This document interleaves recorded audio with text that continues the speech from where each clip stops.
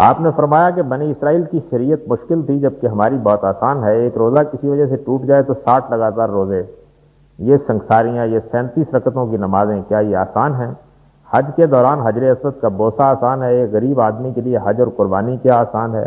کیا غریب حج اور قربانی کا ثواب نہیں لے سکتا؟ یہ جو کچھ آپ نے بیان فرمایا ہے سراخوں پر، لیکن اس کی تھوڑی سی تفصیل سن لیجیے اور اس کے بعد اپنے دل پر ہاتھ رکھ کر ٹھنڈے دل سے فیصلہ کیجیے کہ اتنے بڑے بڑے حقائق کو سمجھنے اور جاننے کا کیا یہی طریقہ موضوع ہے کہ جو اس سوال میں آپ نے اختیار فرمایا ہے؟ ایک روزہ اگر کسی سے ٹوٹ جائے تو آپ کو معلوم ہے کہ اس کا کفارہ کیا ہے. اس کا کفارہ جو عام طور پر بیان کیا جاتا ہے، اور اس پر بھی کوئی لوگ بہت متفق نہیں ہیں کہ یہ واقعی کفارہ ہے، لیکن جو عام طور پر بیان کیا ہے کہ 60 روزے آپ رکھیں گے. اچھا، آپ نہیں رکھ سکتے تو آپ اس کی جگہ پر 60 مسکینوں کو کھانا کھلا دیں گے. نبی صلی اللہ علیہ وسلم کے سامنے جب یہ واقعہ پیش آیا تو اس شریعت کا مزاج دیکھیے کہ وہ آدمی آیا، اس نے کہا جی میں تو روزہ توڑ بیٹھا. حضور نے فرمایا چلو بھائی ٹھیک ہے 60 روزے رکھو. اس نے کہا حضور 60 روزے رکھ سکتا تو یہ ایک ہی نبھا لیتا، وہ تو مجھ سے نبھا نہیں گیا. تو آپ نے کہا اچھا 60 مسکینوں کو کھانا کھلاؤ. انہوں نے کہا جی حضور میرے پاس تو اپنے کھانے کے لیے بھی کچھ نہیں ہے. تو آپ مسکرائے، کچھ دیر بیٹھے رہے. ایک صاحب کوئی کھجوریں لے آئے. تو نبی صلی اللہ علیہ وسلم نے کہا کہ بھائی یہ کھجوریں جو ہیں یہ لے جاؤ اور جا کر یہ لوگوں کو کھلا دو، کفارہ ہو جائے گا تمہارے روزے کا. اس نے کہا یہ خدا کی قسم ان کھجوروں کا کوئی مستحق اس وقت مدینے میں مجھ سے زیادہ نہیں ہے. تو آپ نے فرمایا جاؤ لے جاؤ اور کھا لو جا کے. یہ شریعت ہماری کا مزاج ہے. اس کے اندر اگر کسی چیز کا کفارہ مقرر کیا گیا ہے تو یہ یسر بھی اس کے ساتھ موجود ہے دین کے اندر. تو اس وجہ سے آپ پوری بات کو سنیے، پوری بات کو جانیے. آخر ایک آدمی نے اگر اللہ کی شریعت کی خلاف ورزی کی ہے تو اس کو تنبیہ تو ہونی چاہیے. اور بہت سے ہمارے ائمہ ہیں کہ جو سرے سے اس ساری روایت کی بنیاد پر چونکہ اس کا معاملہ ہوا ہے، جو حضور نے طریقہ اختیار فرمایا ہے وہ اس کو واجب بھی نہیں مانتے، صرف قضا کہتے ہیں کہ اس کی آپ دے سکتے ہیں. تو اس وجہ سے پوری معلومات پہلے حاصل کر لینی چاہیے.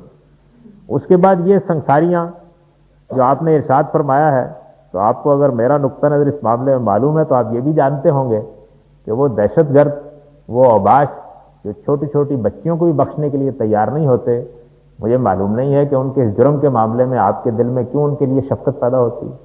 ان کی سزا اگر سنساری کیا اس سے بھی بدترین طریقے سے دی جائے تو میں یہ سمجھتا ہوں کہ یہ عین انصاف ہے اور ان کو ضرور اس کی سزا ملنی چاہیے. 37 رکعتوں کی نمازیں کون سی ہیں؟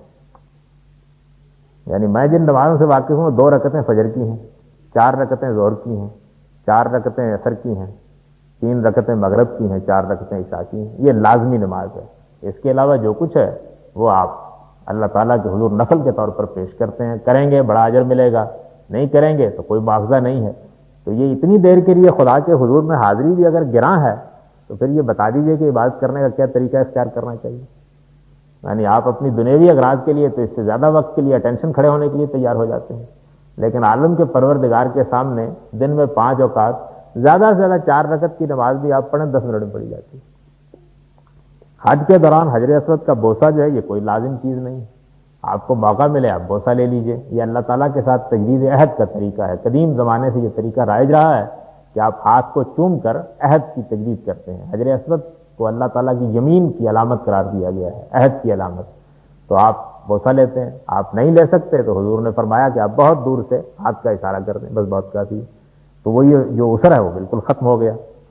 حج 3 یا 4 دن کی ایک کیمپ کی مشقت ہے. ایک ایسی قوم کے جس کو دنیا کے اندر جینا ہو، جاننا ہو، اس کو تو میں سمجھتا ہوں کہ زیادہ مشقت کے اندر سے گزرنا چاہیے. آپ کی فوج ضرب مومن کی مشقیں کرائیں تو عین جائز.